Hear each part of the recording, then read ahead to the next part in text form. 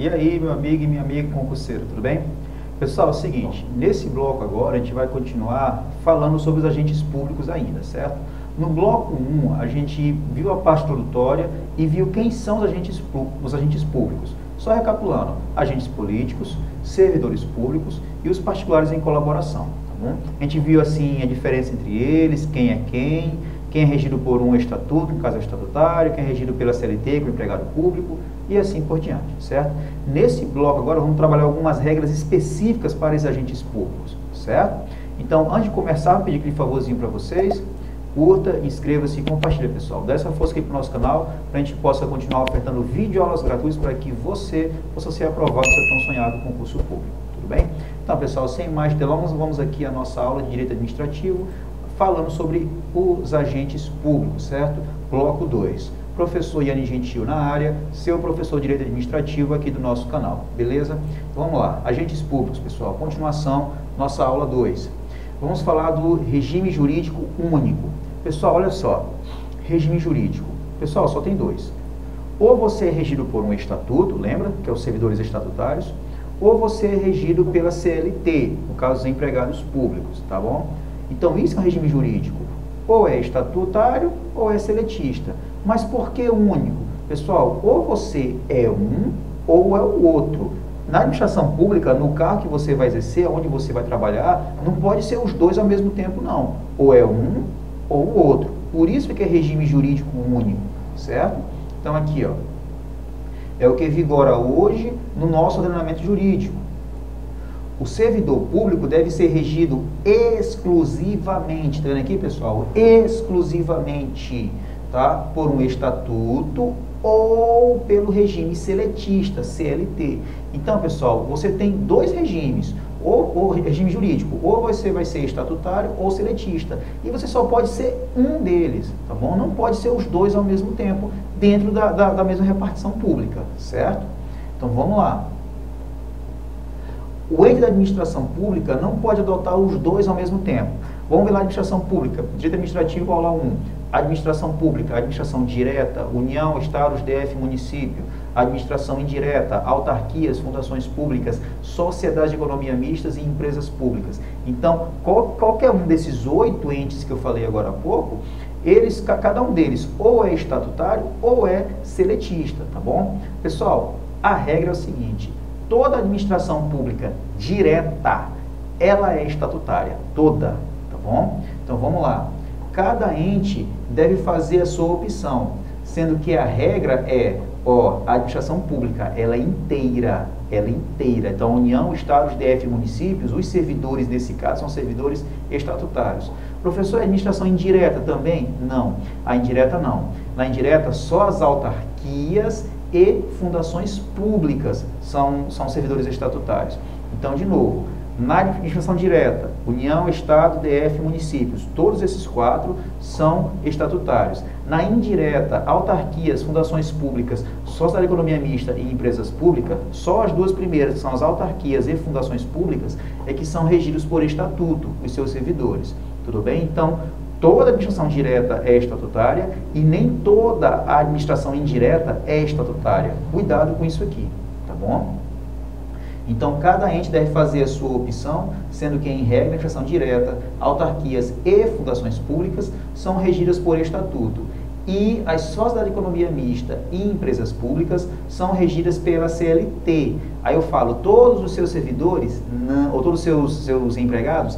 Não, pessoal. Os dirigentes da sociedade de economia mista e das empresas públicas, eles são regidos por estatuto. A gente viu isso no bloco 1. Tá bom? Então tem que ter muito cuidado com a administração indireta nesse caso aqui, viu, pessoal? Então nem toda a administração direta é regida por estatuto. No caso, são só as autarquias, as fundações públicas e os dirigentes da sociedade de economia mista e das empresas públicas que são regidos por um estatuto. Tudo bem? Beleza. Continuando aqui, pessoal. Continuando aqui a nossa aula, vamos falar agora das diferenças entre cargo efetivo, cargo em comissão e função de confiança. Meu Deus, professor, tem esses 3 aqui? Tem, e são diferentes entre si. Olha só que interessante. Mas não é tão difícil não, pessoal, é bem simples, tá bom? Professor, no bloco 1 você falou de cargo efetivo, eu lembro. Mas você falou de emprego público. Pessoal, emprego público não está aqui, tá bom? Emprego público é para quem é empregado público seletista lá na administração indireta. No caso, quem faz concurso para empresa pública ou para a sociedade de economia mista, certo? Aqui no caso, é uma outra terminação, tá bom? Então vamos lá. Diferença entre cargo efetivo, cargo em comissão e função de confiança. Vamos falar primeiramente do cargo de provimento efetivo. A gente deu uma palhinha no bloco 1. Então olha só, o que é o cargo efetivo? Pessoal, o cargo efetivo são aqueles cargos que têm atribuições técnicas. Então geralmente é aquele que você faz concurso. Então, por exemplo, se você fizer para o INSS para nível médio, você vai ser um técnico previdenciário ou um analista previdenciário. São atribuições técnicas. Se você fizer concurso, deixa eu ver para onde?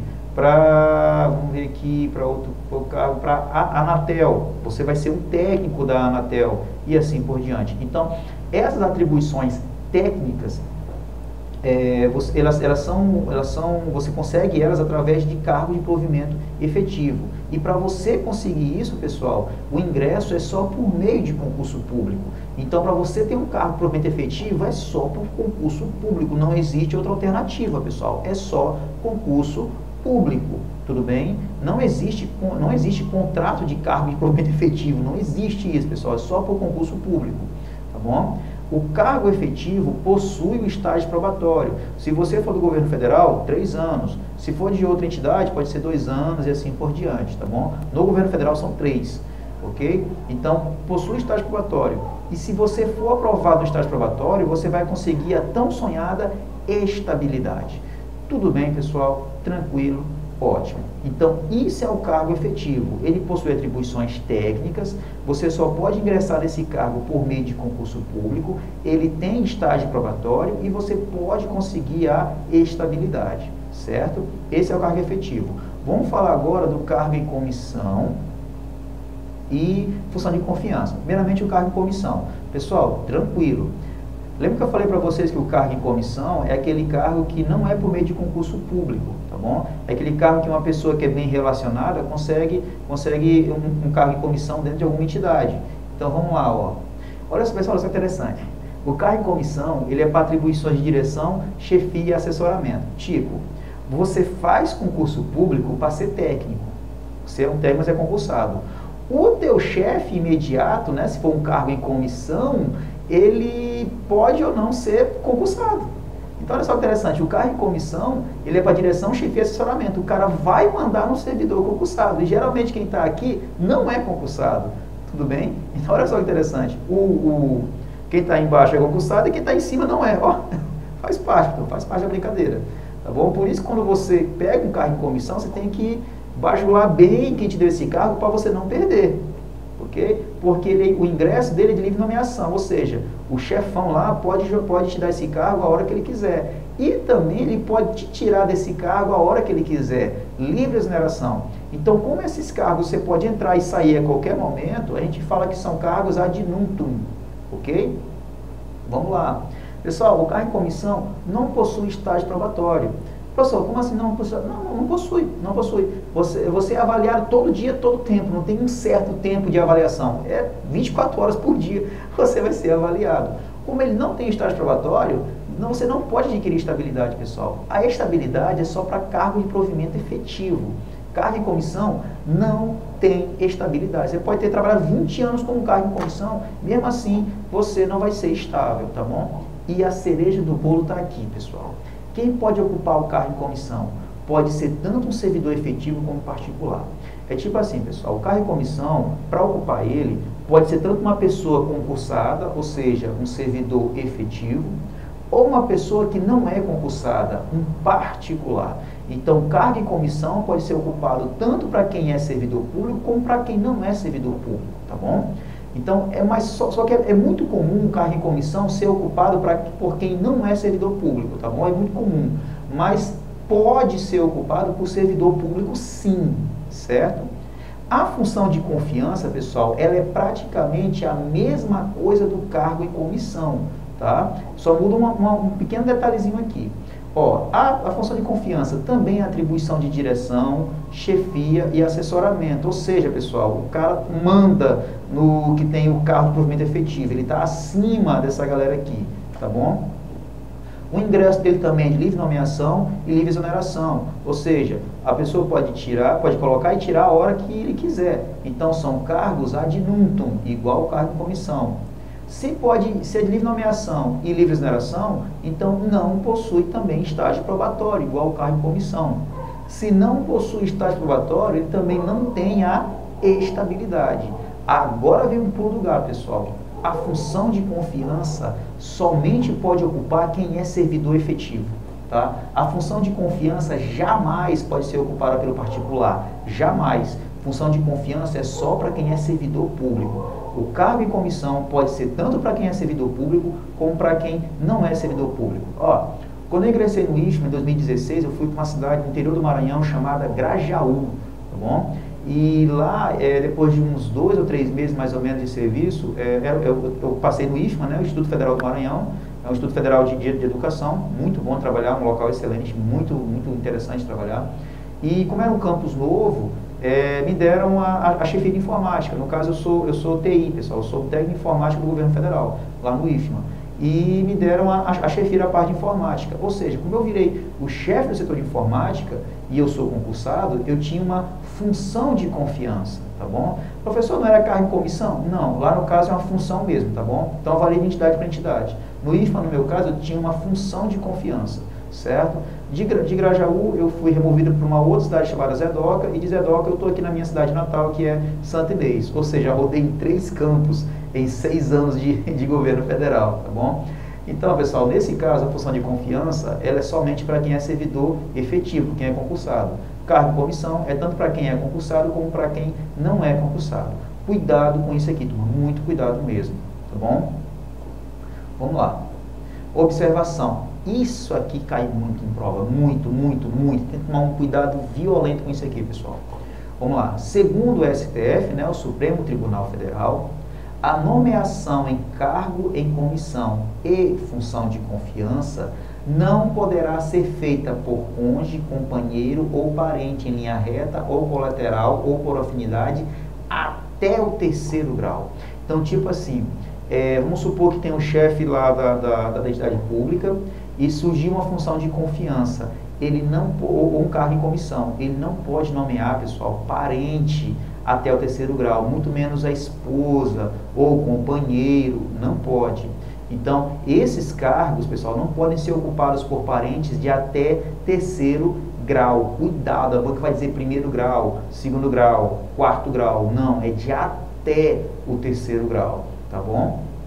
Então, pessoal, mas por que isso? Porque isso, pessoal, tenta inibir o nepotismo, ou seja, o chefe empregando parente à torta e direito lá no serviço público, garantindo a moralidade. Isso nunca aconteceu no Brasil, é claro, né? Nunca. Então, garantindo a moralidade e impessoalidade administrativa. E também é vedado o nepotismo cruzado. Pessoal, o que é nepotismo cruzado?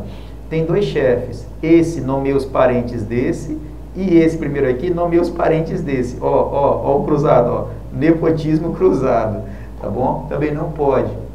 E alcança tanto a administração direta, União, Estados, DF, municípios, a administração indireta, autarquias, fundações públicas, sociedade de economia mistas e empresas públicas, os 3 poderes, poder executivo, poder legislativo e poder judiciário.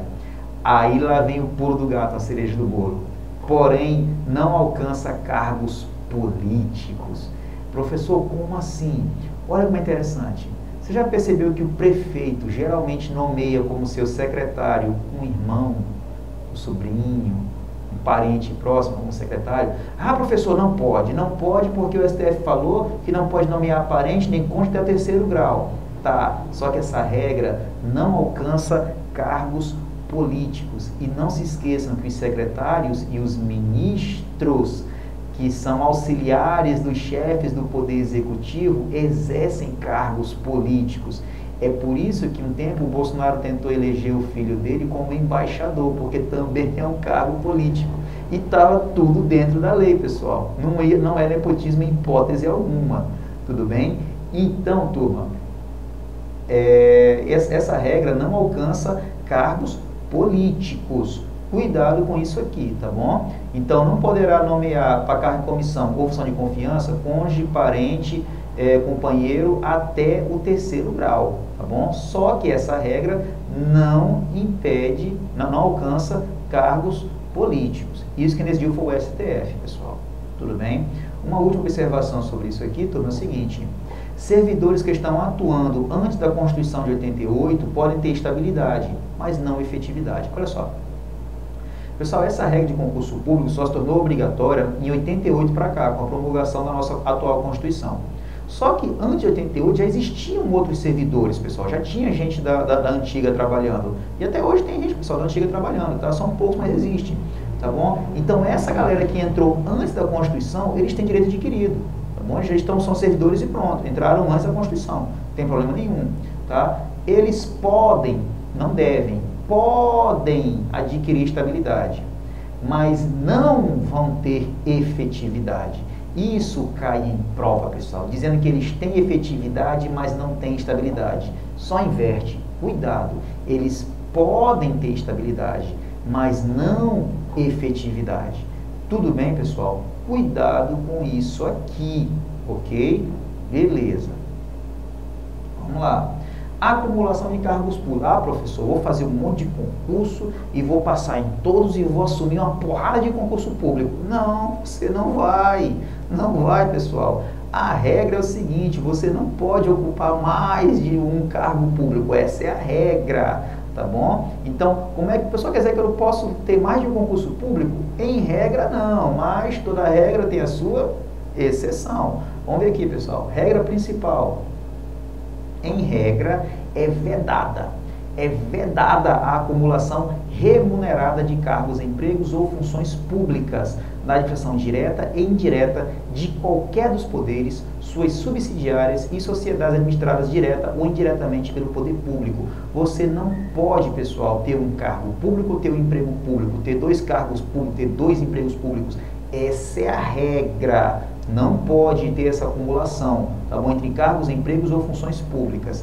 Só que, porém, é possível acumular cargos remunerados, tá? Mas para permitir essa acumulação, tem que ter o seguinte: desde que tenha o quê, pessoal? Compatibilidade de horários. Pessoal, lei da física, um corpo não pode ocupar 2 lugares ao mesmo tempo. Então, professor, eu passei no concurso para trabalhar de 8 às 6 no local e também passei outro concurso para trabalhar das 8 às 6. Como é que eu vou fazer? Você não vai fazer, pessoal, não tem como, tá bom? Então, tem que ter compatibilidade de horários. O correto é você passar no concurso que trabalha de manhã e outro que você trabalha à noite, é o mais comum, tá bom? Então, tem que ter essa compatibilidade de horários e tem que ser nos seguintes casos. Vamos lá, ou seja, quais são os cargos que eu posso acumular? Primeiro, pessoal, professor e outro cargo de professor. É por isso que é comum você ter professores no estado que tem 2 nomeações. Não pode ter 3 não pode, mas 2 pode. Então ele pode acumular um cargo de professor com outro cargo de professor tranquilamente, desde que haja o que, pessoal? Compatibilidade de horários. Geralmente é o professor que trabalha de manhã e à tarde numa escola e trabalha à noite em uma outra escola. Tranquilo, tá bom? Professor, mas o de técnico científico também pode ser acumulado. Por exemplo, eu sou técnico de informática do IFMA, então eu posso fazer o concurso para professor desde que seja no horário da noite, que é o horário que eu não estou no serviço, tá bom? Ou seja, compatibilidade de horários. Então, eu posso ser técnico de informática durante o dia e professor na parte da noite, tudo bem? Então, posso acumular o cargo de professor com o de técnico. E 2 cargos da área da saúde também, ou seja, médico, enfermeiro. Professor, sou formado em medicina e enfermagem, não tem problema, 2 cargos da área da saúde, pode acumular se houver a compatibilidade de horários. Tudo bem, pessoal? Então tem que ter essa compatibilidade de horários para você ter 2 cargos públicos. Professor, posso ter 3? Não, é só 2 cargos, professor, mas tem prefeitura. Cuidado com essas prefeituras, que o cara tem 3, 4 cargos, isso aí é totalmente ilegal. Não pode, pessoal. A pessoa só pode ter no máximo 2 cargos públicos e que tem que ter compatibilidade de horário, tá bom? Vamos lá. E aqui, pessoal, é a cereja do bolo. Foi decidido que juízes, ou seja, os magistrados, podem ocupar cargos de professores também, pessoal. Então, existe a acumulação da magistratura com o magistério. Então é muito comum juízes serem professores, pessoal. É totalmente permitido. Tudo bem, turma? Tranquilo? Cuidado com isso aqui. Então a acumulação é só 2 cargos de professor, 1 cargo de professor com de técnico, 2 cargos da área da saúde e da magistratura com o magistério. Tudo bem, turma? Beleza. Vamos lá. Observação. Isso aqui é muito interessante. Essa regra também se aplica caso o servidor seja aposentado em um cargo e queira trabalhar em outro cargo. Professor, é o seguinte, eu sou muito foda, passei no concurso com 18 anos e me aposentei cedo, com 50 anos estava aposentado, porque eu comecei no concurso público muito cedo. Opa, beleza, coisa linda. Professor, mas eu aposentei muito cedo, quero continuar trabalhando. E eu passei em um outro concurso. Eu posso receber o meu aposento e o outro concurso? Pode, mas tem que seguir essa regra bem aqui, ó. Se você se aposentou como professor, você pode fazer outro concurso, você já é aposentado como professor. Então você pode fazer um outro concurso para professor ou outro concurso para técnico. Aí você pode receber o seu aposento e a remuneração do seu novo concurso público, tá bom? Então, pessoal, essa regra de acumulação, ela é tanto para os ativos como também para os inativos. Então, se você é um servidor aposentado, você não pode exercer qualquer outro cargo público, você passar em outro concurso e exercer qualquer cargo público após a sua aposentadoria. Tem que seguir essas mesmas regras aqui, pessoal, a mesma regra de quem está na ativa. Tudo bem? Então, essa regra aqui funciona tanto para quem está na ativa, como também para quem está aposentado. Ok? Vamos lá. Servidor com mandato eletivo. Lindo, lindo. Professor, eu sou um cara muito conhecido, todo mundo me adora e eu quero me candidatar a um cargo político. Beleza, pode, tem nenhum problema. Professor, ganhei a eleição. E agora, posso receber dos dois? Não. Sim e não. Ih, professor, bagunçou. Posso ou não posso? Sim e não. Como assim, professor? Olha só que interessante. Em regra, caso o servidor consiga eleger-se em um mandato político, ele será o quê, pessoal? Afastado. Então, vamos supor, eu sou servidor federal e eu fui eleito prefeito. Pronto. Eu posso trabalhar com técnico informática federal e ser prefeito ao mesmo tempo? Não, pessoal, não posso. Se eu quiser exercer o cargo de prefeito, eu vou ser afastado, eu não vou ser exonerado. Cuidado, eu vou ser afastado do cargo de técnico informática e vou trabalhar como prefeito, tá bom? Eu não vou ser exonerado nem demitido, eu vou ser afastado. Após acabar o meu mandato, eu volto para o meu cargo como técnico informática, tá bom? Beleza. Só que, professor, é o seguinte, eu vou receber por qual? Você escolhe. Ou você recebe como prefeito, ou você recebe como técnico em informática. No caso, que é o meu cargo, tá bom? Então, se você for eleito, você será, a regra, você será afastado do seu cargo e você vai exercer seu mandato. E você opta por qual remuneração. Ou a remuneração como servidor público, ou vai ser o subsídio como prefeito, tá bom? Após o mandato, você volta para o seu cargo de origem, certo? Vamos lá. Caso o servidor consiga eleger... Olha, pessoal, esse aqui que é a exceção. Os cargos políticos são presidente, governador, prefeito, executivo. Se eu ser eleito em qualquer um desses, eu sou afastado e vou para o cargo. E opto pela remuneração, pelo subsídio ou remuneração. Deputado federal, deputado estadual, deputado distrital ou senador, mesma regra também, certo? A única exceção é o cargo de vereador. Por isso que é muito comum você ter um servidor concursado e é vereador ao mesmo tempo. Pode acumular sim. É o único cargo político que permite essa acumulação. É o cargo de vereador com outro cargo. Agora, pessoal, cuidado, ele só pode acumular o cargo de servidor público e de vereador se houver o quê? Compatibilidade de horários, tá bom? Ou seja, quando um não interfere no outro. Então, ele poderá exercer as duas funções e receberá tanto a remuneração do concurso como o subsídio de vereador. O cara recebe os dois também. Olha só que interessante. Então, se você é servidor público e você é uma pessoa muito conhecida, você pode tentar ser vereador, turma, e receber dos dois ao mesmo tempo. Olha que coisa linda. Como é que a banca vai perguntar para vocês? Todo cargo político municipal pode acumular. Todo cargo político municipal, não. Só o cargo de vereador. Tá bom? Cuidado, certo? O tempo de afastamento é contado para todos os efeitos, salvo a promoção por merecimento. Vamos supor que você foi eleito para vereador, ficou 4 anos, e você optou por receber como vereador. Pessoal, quando você vota para o serviço público, se você estivesse no serviço público, você receber algumas vantagens. Mas quando eu voto, eu recebo essas minhas vantagens? Sim, recebe. A única que você não recebe é a promoção por merecimento. Essa é a única que você não vai receber. Cuidado, tá bom? Então, o tempo de afastamento é contado para todos os efeitos, salvo a promoção por merecimento. Isso aí não conta, tá bom? Para efeito de benefício previdenciário, no caso de afastamento, os valores serão determinados como se no exercício estivesse ter de lei. Quer dizer o seguinte, esses 4 anos que eu passei como vereador, eles vão contar para a minha aposentadoria como servidor público? Conta, sem nenhum problema. Então, para efeito de benefício previdenciário, no caso do afastamento, os valores serão determinados como se no exercício estivesse. Então, mesmo afastado, você exercendo um cargo político, esse tempo que você ficou no cargo político vai contar para a sua aposentadoria como servidor público. Tudo bem, pessoal? Tranquilo. Beleza, né? Então, pessoal, isso aqui foi o nosso final sobre agentes públicos. Você viu que não é tanta coisa assim, turma. Tem um tópico bem interessante. Assim, você até ficou deu até umas pequenas ideias, né? Caso você seja aprovado em um concurso público. Dá vontade de acumular agora um carrinho com vereador, né? Coisa boa? Pode, pessoal, a lei permite. Tudo bem?